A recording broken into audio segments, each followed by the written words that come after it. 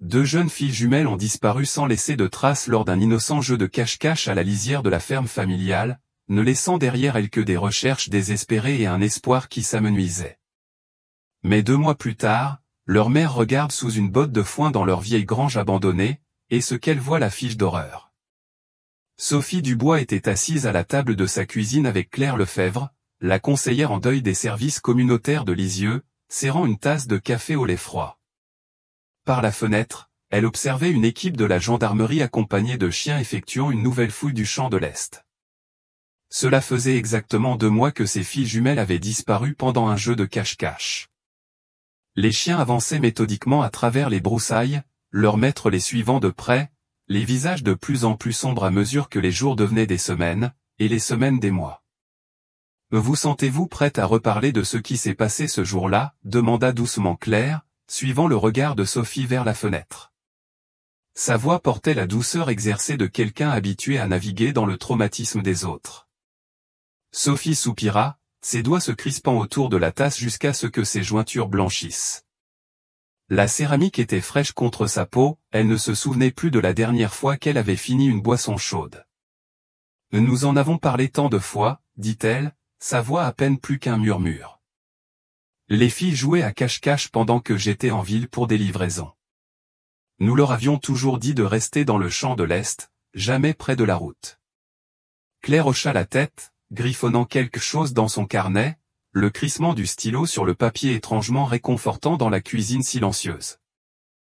Quand je suis rentré, Léa n'est pas venue quand je l'ai appelée. Ma belle-mère m'a dit qu'elle se cachait dans la grange, continua Sophie, sa voix monocorde à force de répéter l'histoire à d'innombrables gendarmes, coordinateurs de recherche, et maintenant à cette femme bienveillante assise en face d'elle. Ils ont trouvé le ruban de cheveux de Léa près de la limite de la propriété, mais rien d'autre. Claire observa Sophie avec attention, son expression neutre mais attentive. « Et Julien les surveillait » demanda-t-elle. Sophie secoua la tête, des mèches de cheveux tombant sur son visage. Elle ne prit pas la peine de les repousser.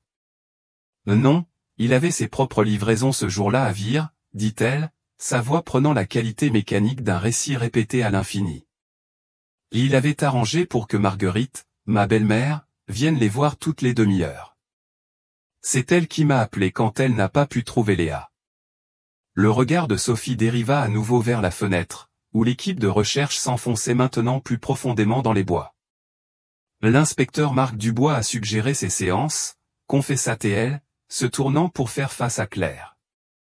D'abord, j'ai perdu Antoine dans l'accident, et maintenant les filles. Sa voix se brisa sur le dernier mot, le chagrin encore à vif malgré les semaines écoulées. Claire tendit la main à travers la table et serra brièvement celle de Sophie. Ce contact inattendu faillit faire reculer Sophie, surprise par cette connexion momentanée. « Vous avez enduré plus que quiconque ne devrait avoir à supporter, » dit Claire, son attitude professionnelle s'adoucissant. « Mais souvenez-vous, vous n'êtes pas seul. Après la perte d'Antoine, votre beau-frère a pris en charge les opérations de la ferme. C'est un soutien important. » Sophie hocha la tête mais ne dit rien, ses yeux fixés sur l'équipe de recherche au loin. La mention de Julien suscita une fugitive sensation de gratitude, rapidement submergée par une vague écrasante de chagrin. Julien avait été son roc ces derniers mois, s'occupant de tous les aspects de la ferme pendant qu'elle sombrait dans le désespoir. Après le départ de Claire, Sophie resta à la table de la cuisine, fixant le café au lait qu'elle n'avait toujours pas touché.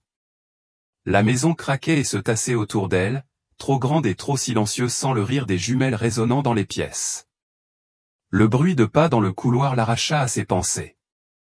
Marguerite, sa belle-mère, apparut dans l'embrasure de la porte, son visage marqué par le même chagrin qui les avait tous vieillis au-delà de leur âge. Julien a appelé. Il a dit qu'il rentrerait tard ce soir, des livraisons à travers les lignes du département. Sophie hocha la tête distraitement. Depuis qu'elle avait perdu son mari Antoine dans un accident à la ferme l'année précédente, Julien avait été son principal soutien, gérant les opérations de la ferme et discutant avec les autorités. Il avait repris le rôle de son frère avec une dévotion parfois frisant l'hyperprotection, mais Sophie était trop engourdie par le chagrin pour s'en questionner. Elle jeta un nouveau coup d'œil par la fenêtre, remarquant une section de clôture qu'Antoine avait toujours maintenue parfaitement entretenue, maintenant rafistolée avec du fil de fer dépareillé à un petit signe de la pression que Julien devait ressentir à tout gérer. Le téléphone sonna, son timbre strident surprenant dans la cuisine silencieuse. Sophie traversa jusqu'au bureau pour répondre, reconnaissante pour cette distraction momentanée. « Madame Dubois, c'est l'inspecteur Marc Dubois », dit la voix professionnelle de l'inspecteur, teintée d'une note que Sophie ne pouvait pas tout à fait identifier. « J'ai besoin de vérifier quelque chose. Julien faisait-il des livraisons à Vire le jour où les jumelles ont disparu ?» Sophie fronça les sourcils, s'appuyant contre le bureau. « Oui, c'est ce qu'il m'a dit. » Pourquoi ? Il y eut une pause sur la ligne. Le responsable du marché de Vire affirme que votre ferme n'avait pas de stand ce jour-là. Le froncement de Sophie s'accentua. Ce n'est pas possible. Julien a mentionné la livraison à Vire plusieurs fois cette semaine-là. Elle se souvenait de lui chargeant des caisses de produits dans son Peugeot Boxer ce matin-là, son salut désinvolte alors qu'il s'éloignait sur le chemin de terre. Pouvez-vous demander à Julien de clarifier cette incohérence quand il rentrera ce soir ? C'est probablement un malentendu, mais nous devons être minutieux. Après avoir raccroché, Sophie resta immobile dans le bureau, essayant de donner un sens aux paroles de l'inspecteur. Était-ce un malentendu, ou Julien avait-il menti sur sa destination ce jour-là ? La question lui semblait inconfortable, presque déloyale après tout ce qu'il avait fait pour elle. Sophie se surprit à regarder le bureau de Julien, où il gardait les registres de la ferme. Peut-être pouvait-elle vérifier la date de livraison elle-même. Elle ouvrit le tiroir du bas et trouva le registre des livraisons, un épais carnet où l'écriture soignée d'Antoine cédait la place au griffonnage plus hâtif de Julien à mi-chemin. En feuilletant les pages, elle remarqua des dates barrées et des entrées réécrites. Le système semblait plus brouillon que ce qu'Antoine aurait toléré, tout comme les réparations rapides mais imparfaites qu'elle avait remarquées autour de la propriété ces derniers temps. Pauvre Julien, si débordé. Son regard s'arrêta sur plusieurs retraits d'argent liquide qui semblaient inutiles pour les opérations courantes de la ferme. Elle tenta de ne pas mal penser de Julien, qu'il avait soutenu à travers tant de douleurs. Peut-être utilisait-il l'argent pour des fournitures agricoles afin d'éviter les frais de carte bancaire, une économie qu'Antoine avait parfois pratiquée. Mais une petite voix se demanda s'il ne gérait pas mal les finances de la ferme ou s'il détournait des fonds pour son usage personnel.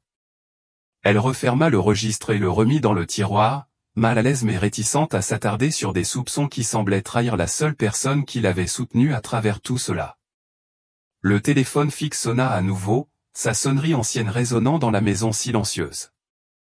Sophie décrocha à la troisième sonnerie, s'attendant à entendre l'inspecteur Marc Dubois avec d'autres questions. « Sophie, c'est Madeleine Dubois », dit la voix vive de la vieille femme, malgré les circonstances. « J'ai trouvé des photos des jumelles du pique-nique communal de l'été dernier que je pensais que tu aimerais voir. Veux-tu passer ? J'ai préparé une tisane fraîche. » 20 minutes plus tard, Sophie marcha le long du chemin de terre jusqu'à la ferme de Madeleine, reconnaissante pour la distraction. La vieille femme avait été une figure constante dans sa vie depuis qu'elle avait épousé Antoine et emménagé à la ferme. Madeleine l'accueillit avec la tisane promise et plusieurs cahiers de souvenirs étalés sur la table de sa cuisine. « J'ai organisé ces vieilles photos », expliqua Madeleine, tirant une chaise pour Sophie. « J'en ai trouvé plusieurs des filles à divers événements, la fête communale, le marché d'été, et leur anniversaire l'année dernière. Antoine était encore parmi nous à ce moment-là. » La gorge de Sophie se serra à la mention de son défunt mari, mais elle s'assit et commença à tourner les pages des cahiers.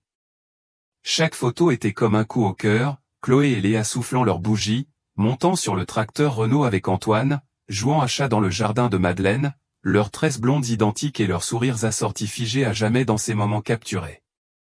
En feuilletant le cahier, Sophie s'arrêta sur une photo prise il y a 2 mois, la date dans le coin indiquant le 15 juillet.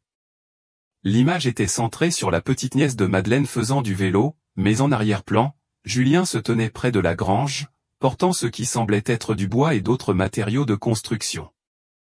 Sophie cligna des yeux, inclinant la photo pour mieux voir. « Madeleine, dit-elle lentement, pointant la date, ceci indique le 15 juillet.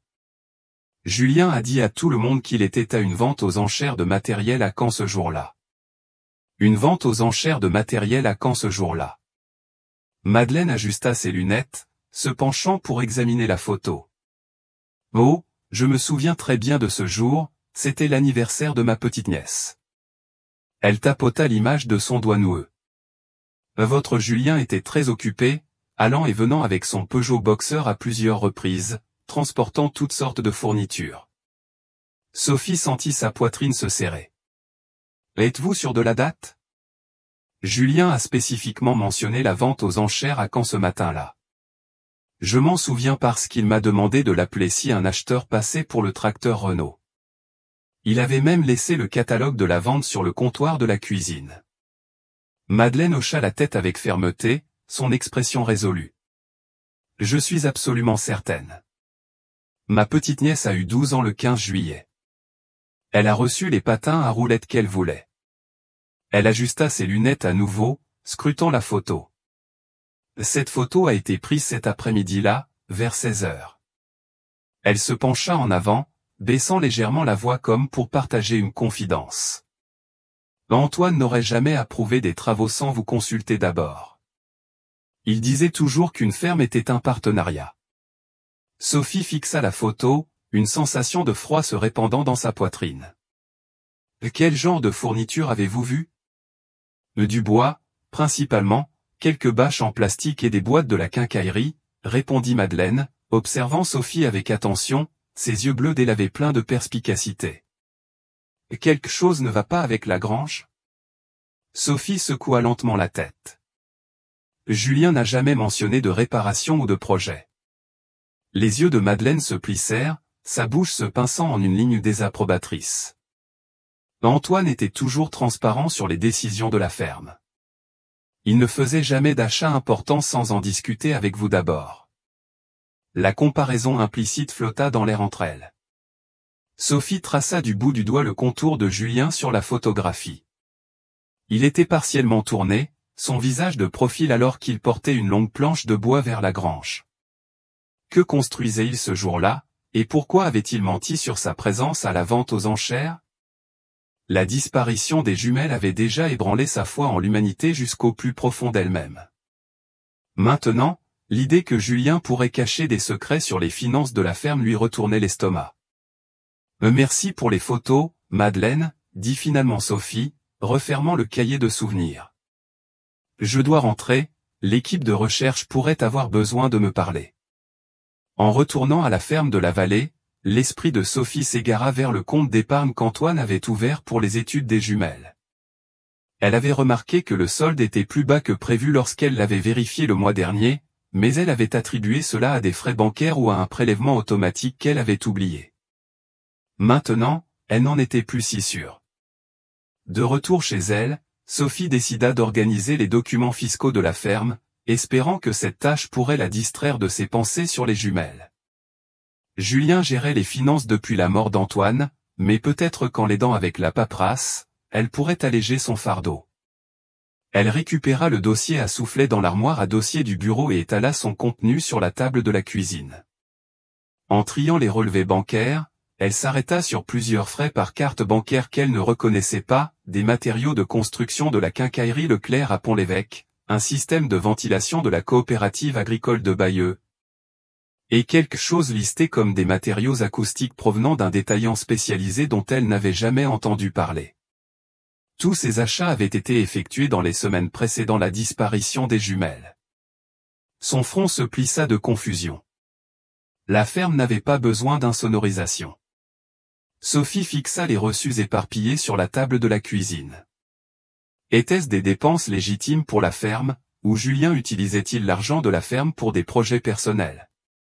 Antoine avait toujours été transparent sur chaque centime dépensé, la consultant même pour des achats aussi anodins qu'une nouvelle paire de gants de travail. Ces achats, en comparaison, semblaient secrets, et effectués sans aucune discussion. Elle sentit une suspicion croissante que Julien pourrait profiter de sa distraction pour détourner l'argent de la ferme. Cette pensée fit naître une vague de culpabilité. Julien avait été son système de soutien depuis la mort d'Antoine, prenant en charge la gestion de la ferme et l'aidant avec les jumelles. Sans lui, elle aurait peut-être tout perdu. Mais les preuves devant elle suggéraient qu'il n'était peut-être pas le beau-frère désintéressé qu'elle avait cru. Lorsque le Peugeot Boxer de Julien gronda dans l'allée ce soir-là, Sophie rassembla précipitamment les reçus et les rangea dans le dossier. Elle n'était pas prête à l'affronter directement, passant plus d'informations. À la place, elle prépara le dîner comme d'habitude, essayant d'agir normalement alors qu'ils étaient assis face à face à la table de la cuisine. Le bœuf bourguignon est bon, dit Julien, brisant le silence. Sa voix était fatiguée, ses yeux ombragés par ce qu'il décrivit comme une longue journée de livraison. Tu retrouves l'appétit, c'est bon à voir. Sophie hocha la tête, poussant la nourriture dans son assiette. Elle attendit qu'il ait pris quelques bouchées supplémentaires avant de mentionner nonchalamment, l'inspecteur Marc Dubois a appelé aujourd'hui. Il avait une question sur ta livraison à Vire le jour où les filles ont disparu. Elle observa attentivement la réaction de Julien. Sa fourchette s'arrêta brièvement en l'air avant de compléter son trajet jusqu'à sa bouche. Si elle n'avait pas été attentive, elle aurait peut-être manqué cette hésitation momentanée. À propos de quoi, demanda-t-il après avoir avalé. Le responsable du marché a dit que notre ferme n'avait pas de stand ce jour-là. Julien posa sa fourchette et tendit la main vers son verre d'eau, prenant une longue gorgée avant de répondre. Il a dû confondre avec l'horaire du mois dernier, dit-il avec un haussement d'épaule qui semblait légèrement trop répété. Dubois devrait se concentrer sur de vraies pistes au lieu de perdre du temps avec des erreurs de calendrier. Il changea rapidement de sujet, commentant la possibilité de pluie plus tard dans la semaine. Sophie hocha la tête et répondit de manière appropriée, mais son esprit cataloguait sa réaction, l'ajoutant à sa liste croissante d'inquiétudes. « Je vais me coucher tôt », annonça Julien en portant son assiette à l'évier. « J'ai une livraison tôt demain matin. » Sophie commença à débarrasser le reste de la table. Les équipes de recherche avec les chiens vont faire une nouvelle fouille à l'aube.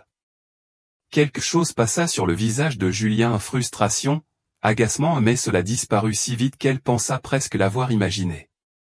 Une autre recherche, dit-il doucement, le dos tourné alors qu'il rinçait son assiette. Ça fait 2 mois, Sophie. Il devrait chercher ailleurs maintenant. Ces mots semblaient raisonnables en surface. Après 2 mois, les chances de retrouver les jumelles étaient statistiquement faibles, mais quelque chose dans son ton déclencha des signaux d'alarme dans l'esprit de Sophie. Pourquoi voulait-il que les recherches s'arrêtent?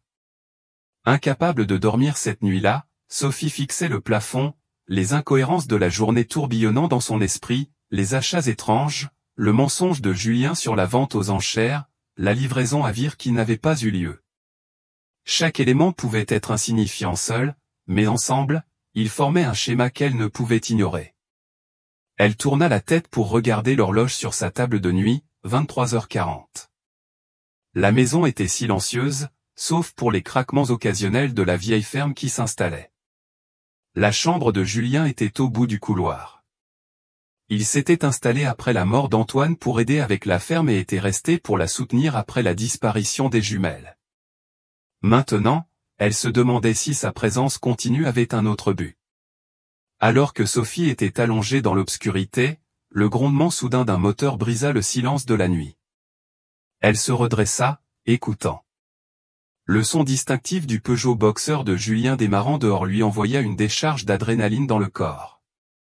Par la fenêtre, elle vit ses phares se diriger vers la grange plutôt que vers la route principale. Elle fronça les sourcils, vérifiant l'horloge à nouveau, 23h45. Antoine préparait toujours les livraisons la veille au soir, jamais au milieu de la nuit. Sa main trembla sur le rebord de la fenêtre alors qu'elle regardait le camion de Julien se diriger vers la grange. Pendant un instant, elle le revit tel qu'il était à l'enterrement d'Antoine, une présence stable qui l'avait soutenu quand ses genoux s'étaient dérobés au bord de la tombe. Puis l'image se transforma, les registres de livraison falsifiés, les achats secrets, ses yeux évasifs lorsqu'on le questionnait. « Il ne ferait pas ça », murmura-t-elle dans la pièce vide. Mais une autre voix dans son esprit répondit, « Et s'il l'avait fait ?» Ses doigts planaient au-dessus de son téléphone, le doute la paralysant. Julien avait été son roc ces derniers mois, gérant la ferme, traitant avec les autorités, la soutenant à travers la période la plus sombre de sa vie. Et si elle se trompait? Et si cette course de minuit avait une explication parfaitement innocente? L'idée de trahir sa confiance par des soupçons lui tordait l'estomac de honte. Mais ensuite, elle pensa aux incohérences mentionnées par l'inspecteur Marc Dubois, aux achats étranges, aux mensonges de Julien sur sa localisation. Les comptes ne collaient pas. Ses enfants étaient toujours portés disparus. Et si Julien savait quelque chose qu'il ne partageait pas? Et s'il mentait sur plus que juste sa localisation? Cette possibilité, si lointaine fût-elle, suffisait. Sophie attrapa son téléphone, sa décision prise. Elle composa le numéro de Madeleine, parlant à voix basse en s'éloignant de la fenêtre. « Madeleine, je suis désolé d'appeler si tard. »« Sophie, qu'est-ce qui ne va pas, ma chère ?» La voix de la vieille femme était alerte malgré l'heure. « Julien vient de se rendre à la grange, » murmura Sophie, jetant un coup d'œil à travers les rideaux pour confirmer que son Peugeot Boxer était toujours garé devant la structure. Il est presque minuit. Il y eut une pause sur la ligne avant que Madeleine ne réponde. « Penses-tu qu'il cache quelque chose ?» Sophie expliqua que les équipes de recherche avec des chiens viendraient le lendemain matin et mentionna les frais bancaires étranges qu'elle avait découverts plus tôt, des matériaux de construction, un système de ventilation, des choses dont nous n'avons pas besoin, ajouta-t-elle, la voix légèrement tremblante. Ce voyage à la grange au milieu de la nuit, j'allais le suivre. Sois prudente, avertit Madeleine, sa voix teintée d'une vive inquiétude. S'il déplace du matériel agricole ou des fournitures, il te faudra des preuves. Reste à distance et observe seulement. Dois-je appeler l'inspecteur Marc Dubois, demanda Sophie, enfilant déjà un jean par-dessus son pyjama. Pas encore, conseilla Madeleine. Il te faut d'abord des preuves de malversation financière. Contente-toi de voir ce qu'il fait. Sophie promit d'être prudente et mit fin à l'appel. En quittant son lit, la culpabilité et la détermination s'affrontaient en elle, culpabilité de suspecter l'homme qui avait porté ses fardeaux, détermination à trouver le moindre indice sur ses filles disparues. Elle enfila son peignoir et ses bottes, chaque mouvement un choix conscient de faire confiance à son instinct plutôt qu'à sa loyauté envers Julien. Se déplaçant discrètement dans la cuisine, elle prit une petite lampe de poche dans le tiroir, mais décida de ne pas l'allumer pour l'instant. La lumière de la lune offrait assez de visibilité alors qu'elle suivait le chemin vers la grange où le Peugeot Boxer de Julien était garé. Son cœur battait la chamade, terrifiée par la possibilité qu'elle était sur le point de découvrir une trahison bien pire que tout ce qu'elle avait imaginé. L'air nocturne était frais contre sa peau, portant l'odeur du foin fraîchement coupé et le parfum terreux des champs voisins. Le cœur de Sophie cognait dans sa poitrine alors qu'elle s'approchait de la grange, restant dans l'ombre du vieux chêne qui veillait sur la structure depuis des générations. À travers la porte entr'ouverte de la grange, elle vit Julien s'efforcer de déplacer une grande botte de foin rectangulaire au fond de la grange, ses muscles se contractant alors qu'il parvenait à la faire glisser de quelques mètres sur le côté. Sophie s'accroupit plus bas, observant attentivement. Les jumelles avaient l'habitude de jouer autour de ces bottes de foin, construisant des forts et des cachettes lors des après-midi pluvieux. Maintenant, Julien les manipulait avec une urgence qui semblait déplacée pour un simple entretien de la ferme. Il tendit la main dans la benne de son camion et en sortit plusieurs sacs plastiques, puis commença à répandre quelque chose autour de la botte de foin et dans toute la grange. Sophie aperçut l'étiquette sur l'un des sacs, Répulsif Railway, alors que Julien le posait avant de retourner à son camion pour en prendre d'autres. Lorsqu'il sortit pour récupérer autre chose dans son véhicule, Sophie sortit rapidement son téléphone et chercha « Répulsif Railway ». Les résultats confirmèrent qu'il s'agissait d'un répulsif anti-rongeur de qualité commerciale. Un soulagement l'envahit brièvement, peut-être Julien essayait-il simplement de la protéger de l'inquiétude d'une infestation de rats. Il l'avait toujours préservée des problèmes de la ferme, surtout depuis la disparition des jumelles. Elle ressentit une pointe de culpabilité pour avoir suspecté des malversations financières alors qu'il pourrait simplement gérer un problème de nuisible sans vouloir l'accabler. Une onde brûlante l'envahit alors qu'elle pensait à toutes les façons dont Julien s'était mobilisé depuis la mort d'Antoine, gérant la ferme seul, la soutenant dans son chagrin, organisant des battues pour les jumelles sans jamais se plaindre.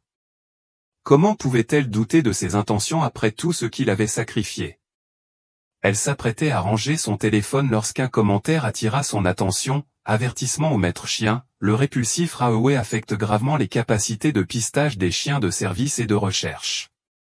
Repousse les rats, mais a rendu mon chien guide malade pendant des semaines. La gorge de Sophie se serra alors qu'elle relisait le commentaire. Demain matin, les équipes de recherche avec des chiens entraînés allaient fouiller la propriété à nouveau. Pourquoi Julien répandrait-il un poison anti-rat la veille? Cherchait-il à cacher quelque chose que les chiens ne devaient pas trouver? Les irrégularités financières, les achats douteux, les retraits d'argent peut-être Julien détournait-il de l'argent de la ferme et cachait-il des preuves dans la grange? Mais une pensée plus sombre surgit dans l'esprit de Sophie, si terrible qu'elle pouvait à peine l'admettre, et si les activités nocturnes de Julien n'avaient rien à voir avec l'argent? Sophie observa Julien scanner la cour avant de remonter dans son camion. Le moteur démarra, les phares tranchant l'obscurité alors qu'il roulait vers la maison. Sophie resta figée derrière le chêne, tiraillée entre loyauté et suspicion. S'il détournait de l'argent de la ferme, surtout du fonds universitaire des jumelles, elle devait le savoir.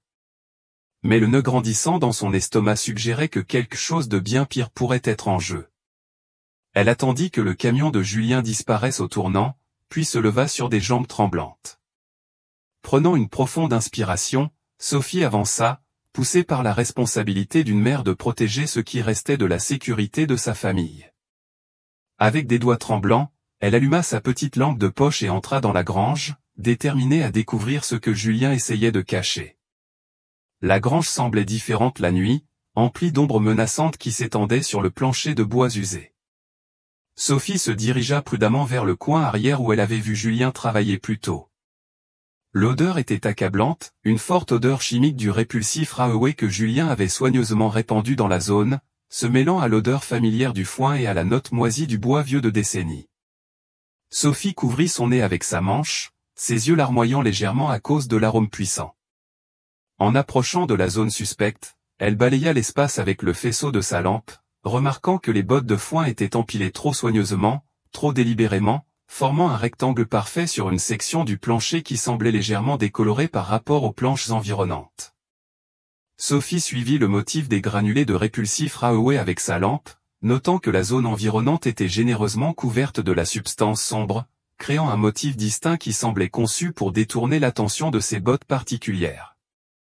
Elle se souvint du commentaire en ligne sur la détection d'odeur par les chiens, et son estomac se noua d'effroi. Julien ne cachait pas seulement des documents financiers, c'était quelque chose de bien plus important. Sophie passa ses mains le long du bord d'une botte de foin, remarquant qu'elle semblait fraîchement coupée par rapport aux autres stockées dans la grange. Les jumelles adoraient jouer à cache-cache parmi les vieilles bottes, leur rire résonnant dans l'espace caverneux alors qu'elles trouvaient des cachettes de plus en plus créatives. Ce souvenir lui envoya une nouvelle vague de chagrin, lui coupant momentanément le souffle. Elle poussa contre la botte expérimentalement, constatant qu'elle glissait plus facilement que son poids ne le suggérait. Puisant dans une force qu'elle ne savait pas posséder, Sophie commença à déplacer les bottes une par une, ses muscles se crispant à chaque poussée. La sueur perlait sur son front malgré l'air frais de la nuit, et sa respiration devint laborieuse alors qu'elle travaillait, jetant constamment des regards vers l'entrée de la grange, terrifiée que Julien puisse revenir. En repoussant la dernière botte de foin, elle découvrit une section du plancher qui ne correspondait pas au reste, une trappe parfaitement camouflée avec des charnières soigneusement dissimulées, presque invisibles lorsqu'elle était couverte de foin.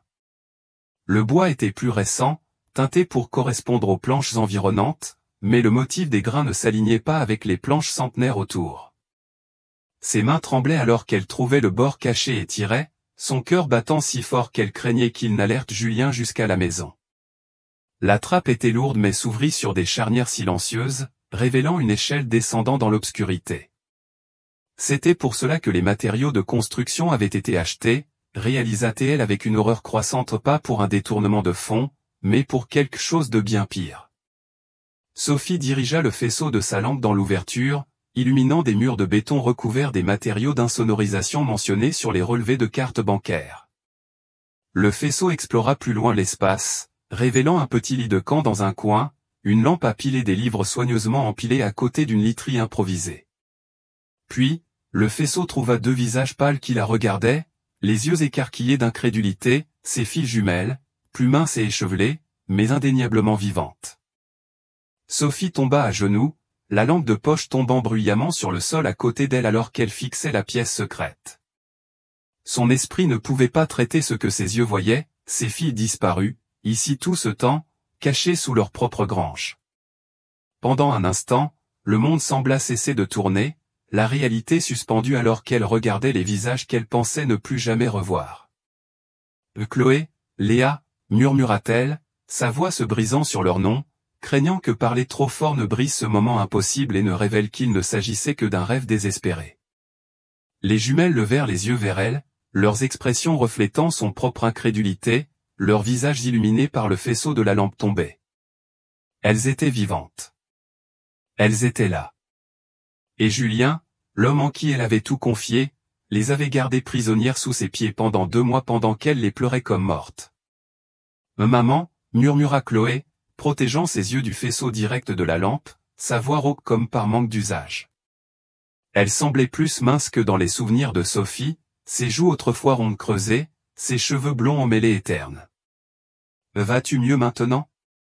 L'oncle Julien a dit que tu étais vraiment, vraiment malade. » Léa regarda anxieusement, son petit visage sérieux dans la lumière crue. « Nous étions si inquiètes pour toi, » ajouta-t-elle, scrutant le visage de sa mère avec inquiétude. « Vas-tu mieux maintenant ? Est-ce pour ça que tu es enfin venue ? » Le front de Sophie se plissa de confusion. « Malade ? De quoi parles-tu, ma chérie ? Je n'ai pas été malade. » Les jumelles échangèrent des regards perplexes avant que Léa ne parle. « Mais l'oncle Julien nous a dit qu'il fallait rester silencieuse ici pour que tu puisses guérir. » Elle regarda Sophie avec une confusion croissante, comme si elle essayait de concilier sa présence avec ce qu'on leur avait dit. « Il a dit que tu avais besoin d'un médicament spécial et que tu ne pouvais pas avoir d'excitation ou de visiteurs parce que ça aggraverait ton état. » Sophie fixa ses filles, l'horreur se figeant dans son estomac alors qu'elle assimilait leurs paroles. Julien les avait gardées prisonnières tout en les convainquant que c'était pour la santé de leur mère. Les visages des jumelles étaient maculés de saleté, leurs cheveux blonds autrefois éclatants maintenant ternes et emmêlés.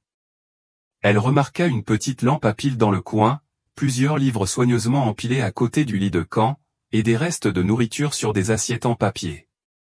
La pièce souterraine était méticuleusement construite, avec des murs de béton recouverts du rembourrage acoustique qu'elle avait vu sur les relevés de cartes de Julien. Et un petit système de ventilation bourdonnant doucement dans le coin. Elle chercha son téléphone avec des mains tremblantes, sa vision brouillée par les larmes alors qu'elle luttait pour déverrouiller l'écran avec des doigts soudain engourdis. Elle composa le numéro de l'inspecteur Marc Dubois, priant pour qu'il réponde malgré l'heure tardive. L'inspecteur Dubois, répondit sa voix après 2 sonneries, alerte malgré l'heure. « Je les ai trouvées, » dit Sophie, la voix brisée. « Mes filles, elles sont vivantes. Elles étaient ici tout ce temps, cachées dans une pièce secrète sous notre grange. » Ces mots jaillirent en un flot précipité, à peine cohérent à travers ses larmes. Julien a fait ça. Il a construit une pièce sous la grange et les a gardées prisonnières. Elle écouta la réponse choquée de Dubois, ses questions rapides sur l'état des filles et son assurance que des gendarmes étaient déjà en route vers la propriété. Tout ce temps, elle ne pouvait détacher ses yeux des jumelles, terrifiée qu'elles puissent disparaître à nouveau si elle détournait le regard, ne serait-ce qu'un instant. « Restez où vous êtes, Madame Dubois » ordonna fermement Dubois. « Les gendarmes arrivent. Ne confrontez pas Julien s'il revient, restez avec les filles et attendez les renforts. » Ce n'est qu'après avoir raccroché que Sophie descendit l'échelle, ses mouvements maladroits dans sa hâte. La pièce souterraine était étonnamment grande, peut-être 4 mètres carrés, avec un petit lit de camp contre un mur que les jumelles partageaient apparemment. Un seau en plastique dans le coin servait de toilettes improvisées, partiellement dissimulées derrière un drap suspendu. Sophie serra ses 2 filles dans ses bras, sanglotant en les tenant contre elle. Elles semblaient plus minces que dans ses souvenirs, leurs omoplates saillant nettement sous leurs fines chemises de pyjama. Leur peau sentait l'odeur de moisi de l'espace souterrain, loin du shampoing fruité qu'elles utilisaient toujours. « J'ai cru vous avoir perdu pour toujours », murmura Sophie, pressant des baisers sur leur front, leurs joues, le sommet de leur tête. « Je vous ai cherché partout. » Les jumelles s'accrochèrent à leur mère, mais exprimèrent leur confusion face à sa réaction, leur petit visage perplexe alors qu'elle se reculait pour la regarder. « Tu savais qu'on était là, n'est-ce pas ?» demanda Chloé, sa voix faible et incertaine. « L'oncle Julien a dit que c'était ton idée, que tu lui avais demandé de nous garder en sécurité ici pendant que tu guérissais. » Léa hocha la tête en signe d'accord, tordant une de ses tresses sales autour de son doigt. « Il nous apportait des repas tous les jours, des livres à lire, et nous racontait des histoires sur comment tu te rétablissais lentement. » Son front se plissa de confusion. « Il a dit qu'on ne devait pas faire de bruit ni sortir, car ça pourrait te rendre plus malade. Il nous a fait promettre de ne jamais essayer de partir, même quand il n'était pas là, » expliqua Léa, jetant un regard nerveux vers l'échelle, « parce que ça serait dangereux pour toi si on le faisait. » « Quel genre de règles l'oncle Julien vous a-t-il imposé pendant que vous étiez ici ?» demanda Sophie avec précaution, essayant de garder une voix stable malgré la rage qui montait en elle. Léa commença à parler, sa voix tombant à un murmure. Il y avait des règles spéciales pour quand il venait la nuit. Chloé la fit taire rapidement, lançant un regard nerveux vers l'échelle. « On n'est pas censé parler de ça, » dit-elle fermement, une pointe de peur dans les yeux. « Il a dit que tu serais vraiment fâché si tu l'apprenais, et que tu pourrais retomber malade. »« Écoutez-moi, » dit Sophie doucement, inclinant leur visage pour qu'elle la regarde. « Je n'ai jamais été malade. Je vous ai cherché tous les jours depuis votre disparition. L'oncle Julien vous a menti. Il vous a prise et vous a cachée ici sans que je le sache. » Les jumelles échangèrent des regards confus, essayant de digérer cette révélation. « Mais pourquoi aurait-il fait ça ?» demanda Léa, sa lèvre inférieure tremblante. Sophie lutta pour trouver une explication qui ne les terrifierait pas davantage. « Ça n'a pas d'importance pour l'instant, » dit-elle finalement. « Ce qui compte, c'est que je vous ai trouvé et que vous êtes en sécurité maintenant.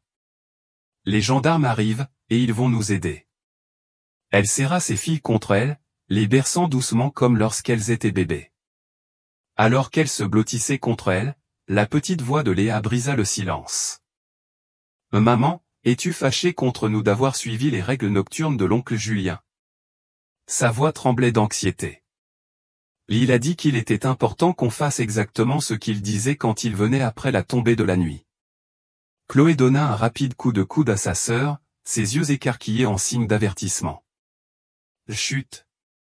Le corps de Sophie se raidit, ses bras se resserrant instinctivement autour de ses filles alors que le sens de leurs mots s'imposait à elle. Le soulagement de les avoir retrouvées vivantes commença à se transformer en quelque chose de plus sombre, une rage protectrice montant dans sa poitrine comme une tempête qui se prépare. Elle s'efforça de garder une expression neutre malgré la bile qui montait dans sa gorge, mais son esprit fut soudain inondé de possibilités terrifiantes sur ce que Julien pourrait avoir fait à ses enfants lors de ses visites nocturnes. « Quel genre de règles ?» demanda-t-elle, luttant pour garder une voix stable, mais les jumelles se recroquevillèrent, sentant le changement dans son attitude. Sophie sentit la rage et l'horreur s'affronter en elle alors qu'elle assimilait ce que ses filles disaient, les implications trop terribles pour être pleinement comprises. Ses mains se serrèrent en poing à ses côtés alors qu'elle luttait pour maintenir une expression calme pour le bien des jumelles. Chaque instinct maternel lui criait de sortir ses enfants de cet endroit, loin de la possibilité du retour de Julien avant l'arrivée des gendarmes. « Nous partons maintenant », leur dit-elle fermement, sa voix basse et stable malgré la tempête d'émotions en elle. « Ces règles ne sont pas réelles, et vous n'aurez plus jamais à les suivre, je vous le promets. » Elle regarda chaque fille dans les yeux, essayant de projeter confiance et sécurité tandis que son cœur battait à tout rompre contre ses côtes. Les filles échangèrent des regards incertains, des années de confiance en leur oncle clairement en conflit avec l'arrivée inattendue de leur mère. Sophie prit doucement chaque fille par la main, les aidant à monter l'échelle une par une, ses mouvements urgents mais mesurés pour ne pas les effrayer davantage. Chloé monta la première, ses jambes fines tremblant légèrement sous l'effort après des semaines de confinement. Léa suivit, regardant constamment en arrière vers sa mère, comme si elle craignait que Sophie ne disparaisse. Une fois toutes les trois debout dans la grange, Sophie prit un moment pour vraiment voir ses filles à la lumière plus claire. Leurs visages étaient pâles par manque de soleil, leurs yeux grands ouverts et incertains dans cet environnement nouveau. Sophie déglutit difficilement contre la boule dans sa gorge, retenant des larmes qui ne feraient que les effrayer davantage. « Allons à la maison », murmura-t-elle, les serrant contre elle. « Les gendarmes seront là bientôt. » Alors qu'elle se dirigeait vers l'entrée de la grange, Léa s'arrêta soudainement à mi-chemin, son petit corps se raidissant. Elle pointa du doigt la petite fenêtre couverte de poussière près du grenier, son doigt tremblant visiblement. « Des phares », murmura-t-elle, sa voix à peine audible. Sophie suivit le regard de sa fille et vit deux faisceaux lumineux trancher l'obscurité à l'extérieur, balayant la propriété alors qu'un véhicule approchait par le chemin de terre.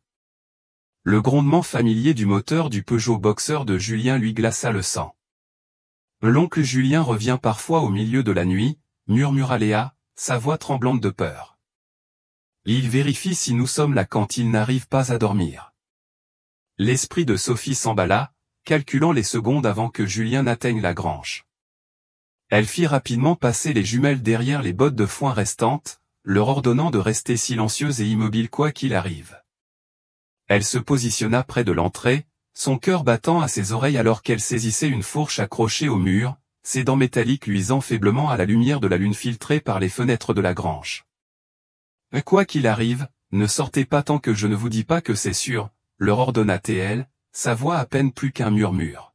« Si vous entendez quelque chose d'effrayant, restez cachés. Les gendarmes arrivent. » Elle vit la peur dans leurs yeux mais n'eut pas le temps de les réconforter davantage alors que les portes du camion claquèrent à l'extérieur. La porte de la grange s'ouvrit en grinçant sur ses gonds rouillés, le son anormalement fort dans la nuit silencieuse. Julien entra, marmonnant à propos de la porte non verrouillée, son faisceau de lampe de poche balayant le sol en arcs agressifs.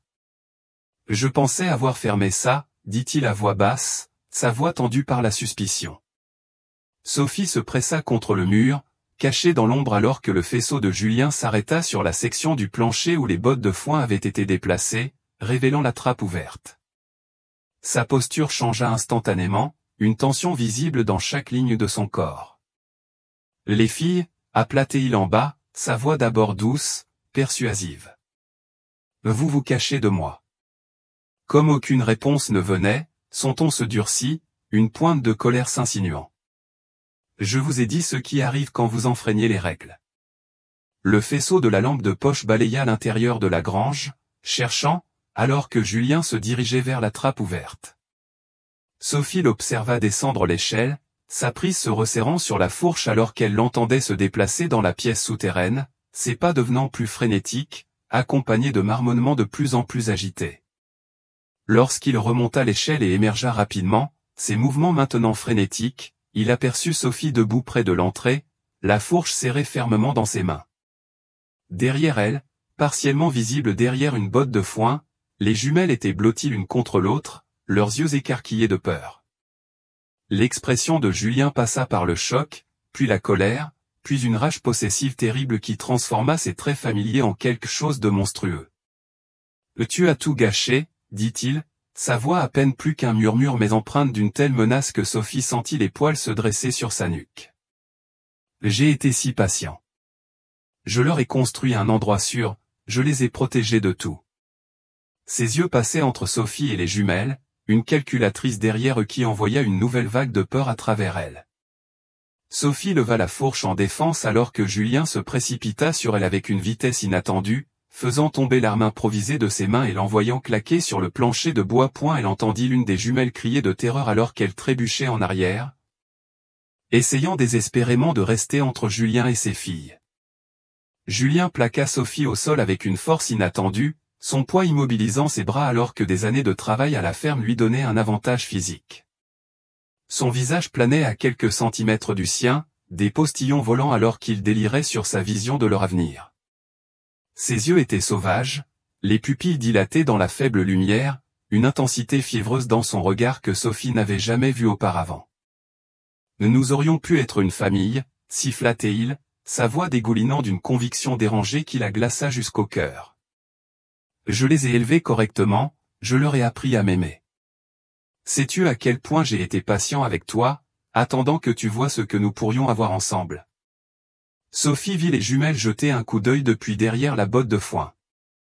La botte de foin, leur visage figé par la terreur. Sophie sentit une vague de force maternelle l'envahir alors qu'elle entendait l'une d'elles gémir de peur. Elle parvint à libérer un bras et griffa le visage de Julien, ses ongles laissant de profondes marques rouges sur sa joue. Il hurla de douleur, relâchant momentanément son emprise. « Courez !» cria Sophie aux jumelles.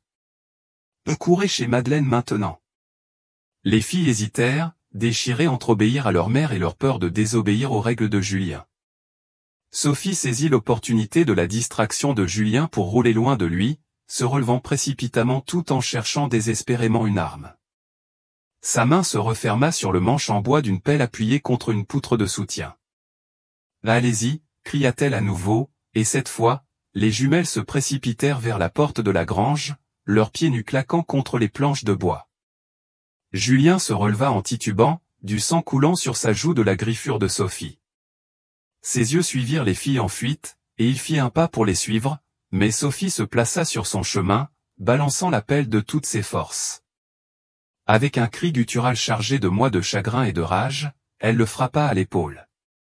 Le bord métallique heurta avec un bruit sourd écœurant, l'impact résonnant dans les bras de Sophie. Julien trébucha en arrière, momentanément déséquilibré, la douleur déformant ses traits, mais il se reprit rapidement, ses muscles se tendant alors qu'il se préparait à bondir à nouveau. Ses yeux étaient froids, calculateurs, toute prétention d'affection familiale disparue. « Elles sont à moi maintenant, grogna-t-il, sa voix à peine reconnaissable comme celle du beau-frère qui l'avait réconforté après la mort d'Antoine. Tu les as ignorées, pleurées alors qu'elles étaient juste là. Tu ne les mérites pas. » Ses lèvres se tordirent en un rictus alors qu'il avançait vers elle. Antoine n'a jamais apprécié ce qu'il avait non plus, prenant tout pour acquis la ferme, toi, les filles. L'implication de ces mots glaça le sang de Sophie. Julien avait-il aussi été responsable de l'accident d'Antoine? La pensée était trop horrible pour être pleinement envisagée, mais elle s'alignait avec une clarté terrifiante, sa présence immédiate après la mort d'Antoine, son insistance à gérer toutes les affaires de la ferme, sa possessivité croissante. Sophie se positionna entre Julien et la porte de la grange, la pelle serrée dans ses mains tremblantes. Elle pouvait entendre les pas des jumelles s'éloigner alors qu'elle courait à travers la cour, espérant qu'elles se dirigeaient vers la sécurité. « Elles ne seront jamais à toi, » dit Sophie, sa voix plus ferme qu'elle ne le ressentait. « Ce sont les filles d'Antoine et les miennes. » Quelque chose dans ces mots sembla briser le dernier fil de retenue de Julien. Il chargea avec un rugissement de fureur, mais avant qu'il ne puisse l'atteindre, la porte de la grange s'ouvrit brutalement avec un craquement d'éclat. La lumière inonda l'espace alors que des gendarmes se précipitèrent à l'intérieur, armes dégainées, leurs voix se chevauchant alors qu'ils criaient des ordres. Les gendarmeries. Main en l'air. À terre, maintenant.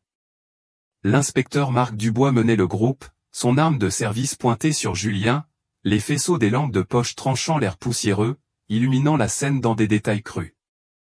Julien se figea à mi-pas, son corps devenant étrangement immobile alors qu'il assimilait ce développement inattendu. Lentement, délibérément, il leva les mains, toute son attitude se transformant sous les yeux de Sophie. Son visage s'adoucit en un masque de confusion et d'innocence blessée, la rage qui avait déformé ses traits quelques instants auparavant disparaissant si complètement que Sophie douta presque de ce qu'elle avait vu. Si elle n'avait pas vécu sa violence de première main, elle aurait peut-être cru à la performance qu'il jouait maintenant. « Il y a un terrible malentendu, dit-il, sa voix stable et raisonnable, en contraste frappant avec sa rage maniaque d'il y a quelques instants. J'essayais juste de protéger mes nièces. » À terre, face contre le sol, main derrière le dos, répéta Dubois, son arme inébranlable. Deux gendarmes s'avancèrent prudemment, leurs propres armes pointées sur la poitrine de Julien. Il obtempéra, s'abaissant à genoux puis s'allongeant face contre le sol de la grange, les mains étendues derrière le dos alors que les gendarmes le menottaient, récitant ses droits tout en sécurisant ses poignets. Sophie lâcha la pelle et se précipita à l'extérieur, où un autre gendarme enveloppait soigneusement des couvertures de secours autour des épaules de ses filles. Le matériau réfléchissant captait les lumières clignotantes des véhicules de la gendarmerie, créant une lueur surréaliste autour des jumelles alors qu'elles se serraient l'une contre l'autre, paraissant petites et fragiles contre le chaos environnant. Léa tendit la main vers celle de Sophie, ses doigts glacés malgré la douceur de la nuit. « Mais est-ce que l'oncle Julien va avoir des ennuis ?» demanda-t-elle, sa voix faible et incertaine. Sophie s'agenouilla près de ses filles, les serrant contre elle alors qu'elle cherchait des mots qui ne les effrayeraient pas davantage. « Oui, ma chérie, ce qu'il a fait était très mal. Mais vous êtes en sécurité maintenant, et c'est tout ce qui compte. » Au loin, d'autres sirènes annoncèrent l'arrivée de nouveaux véhicules de la gendarmerie, leur hurlement perçant la nuit. Sophie aperçut la vieille Citroën berlingot de Madeleine rebondir sur le chemin de terre vers la ferme de la vallée, la vieille femme ayant probablement vu les lumières des gendarmes depuis son Porsche. Sophie ressentit une vague de gratitude pour le soutien indéfectible de sa voisine, sachant qu'elle aurait besoin de toute l'aide possible pour aider ses filles à guérir de leur épreuve. Alors que Julien était conduit vers une voiture de gendarmerie, ses yeux croisèrent ceux de Sophie à travers la cour. Pendant un bref instant, la façade tomba, et elle vit la haine brute en dessous. Puis il fut placé sur le siège arrière, la porte se refermant sur les mots qu'il aurait pu prononcer. Les ambulanciers guidèrent Sophie et les jumelles vers l'ambulance en attente. Sophie garda ses bras autour des épaules de ses filles alors qu'elles montaient à l'intérieur, leur petit corps tremblant contre elle.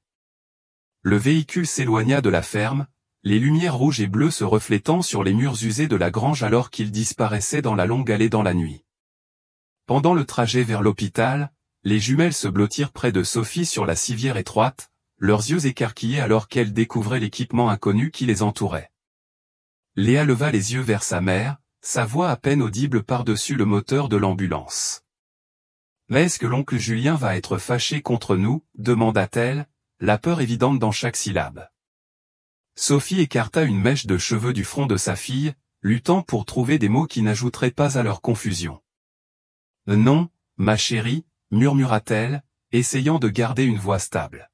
« Vous êtes en sécurité maintenant, c'est tout ce qui compte. » Alors que l'ambulance filait dans la nuit, Sophie serra ses filles contre elle, sachant que le chemin vers la guérison serait long et difficile, mais ressentant pour la première fois depuis 2 mois qu'il y avait peut-être un avenir pour lequel il valait la peine de se battre. À l'hôpital, où les jumelles étaient examinées, l'inspecteur Marc Dubois se tenait avec Sophie dans le couloir devant leur chambre, son carnet ouvert alors qu'il expliquait ce qu'ils avaient découvert. Sophie ne pouvait s'empêcher de jeter des coups d'œil par la fenêtre vers ses filles, craignant qu'elles ne disparaissent à nouveau si elles regardaient trop longtemps ailleurs. Julien planifiait cela depuis des mois, expliqua Dubois, sa voix basse pour éviter d'être entendu par les jumelles. La construction de la pièce souterraine a commencé peu après la mort d'Antoine, ce qui explique les achats de matériaux de construction et de systèmes de ventilation que vous avez trouvés. Il a probablement synchronisé les travaux bruyants, comme l'excavation, avec les périodes où vous étiez absente de la ferme pour des livraisons, et a déguisé les grosses livraisons de fournitures en livraisons agricoles de routine. Dubois confirma que la substance répulsive Raoult que Julien avait répandue dans la grange avait été spécifiquement choisie pour masquer l'odeur humaine. C'est commercialisé comme un répulsif antinuisible, expliqua-t-il, passant une main dans ses cheveux poivre et sel, mais sur des forums souterrains, il est connu pour sa capacité à déjouer les chiens de recherche. C'est pourquoi nos recherches précédentes avec les unités canines n'ont rien trouvé. Il l'utilisait régulièrement autour de la grange. Sophie s'appuya contre le mur, soudain épuisée alors que l'adrénaline de la nuit commençait à s'estomper. Dubois posa une main douce sur son épaule. « Vous avez fait ce que nous n'avons pas pu, Madame Dubois. Vous avez retrouvé vos filles alors qu'une équipe d'enquête entière a échoué. » Ses yeux reflétaient à la fois admiration et regret. « Nous veillerons à ce que Julien ne fasse plus jamais de mal à un enfant. » Avant que Sophie ne puisse répondre, la porte de la salle d'examen s'ouvrit, et une doctoresse émergea, un porte-bloc à la main. Le docteur Isabelle Garnier était une femme d'âge moyen aux yeux bienveillants et à la manière douce qui avait immédiatement mis les jumelles à l'aise. « Madame Dubois, dit-elle, faisant signe à Sophie de la rejoindre à quelques pas de l'inspecteur Marc Dubois. « J'ai terminé l'examen initial de Chloé et Léa. » Sophie se prépara, terrifiée par ce que la doctoresse pourrait lui dire. « Vont-elles bien ?» L'expression du docteur Isabelle Garnier était soigneusement neutre. « Physiquement, elles sont stables, déshydratées et malnutries, mais sans blessures graves. Leur poids est préoccupant, elles ont toutes deux perdu environ 15% de leur masse corporelle depuis leur dernière visite médicale documentée. » Elle marqua une pause, choisissant ses mots avec soin. Cependant, l'impact psychologique de leur captivité nécessitera un soutien spécialisé. Je recommande une consultation immédiate avec le docteur Élodie Rousseau, notre spécialiste en traumatisme pédiatrique. Sophie hocha la tête, déterminée à obtenir pour ses filles toute l'aide dont elles avaient besoin, son esprit encore en train d'assimiler l'horreur de ce que Julien avait fait. « Quand puis-je les ramener à la maison ? Nous aimerions les garder en observation pour la nuit pour réhydratation, répondit le docteur Garnier. Si tout va bien, elles devraient pouvoir rentrer après-demain. Je vais organiser une rencontre avec le docteur Rousseau demain matin pour commencer l'évaluation psychologique. » Alors que la doctoresse partait pour prendre les dispositions nécessaires, Sophie retourna dans la chambre des jumelles. Elles étaient assises sur des lits adjacents, paraissant petites sous les couvertures d'hôpital. Quelqu'un leur avait trouvé des pyjamas propres ornés de personnages d'Astérix et Obélix, remplaçant les vêtements sales qu'elles portaient depuis 2 mois.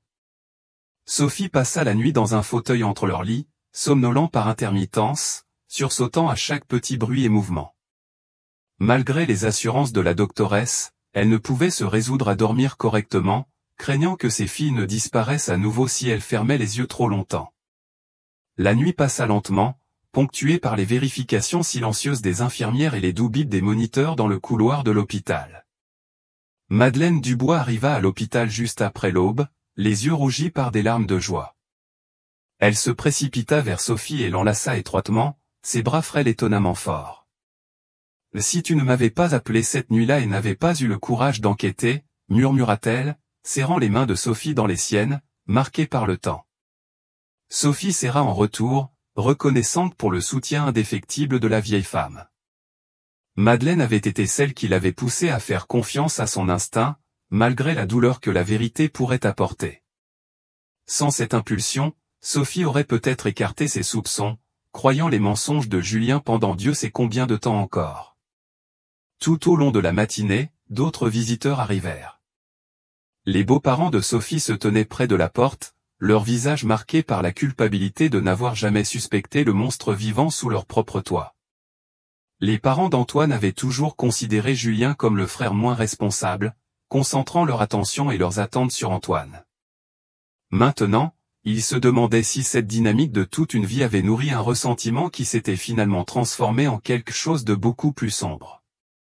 Vers midi, l'inspecteur Marc Dubois revint avec des nouvelles.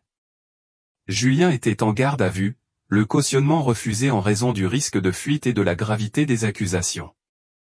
Lors d'une fouille de sa chambre à la ferme de la Vallée, ils avaient trouvé des journaux détaillant son obsession pour Sophie, datant de plusieurs années, même avant la mort d'Antoine. Les implications étaient trop horribles pour être exprimées à voix haute, mais la question de savoir si l'accident mortel d'Antoine avait vraiment été un accident planait, non dite, dans l'air. La journée passa dans un tourbillon de médecins, de gendarmes et de visiteurs bien intentionnés.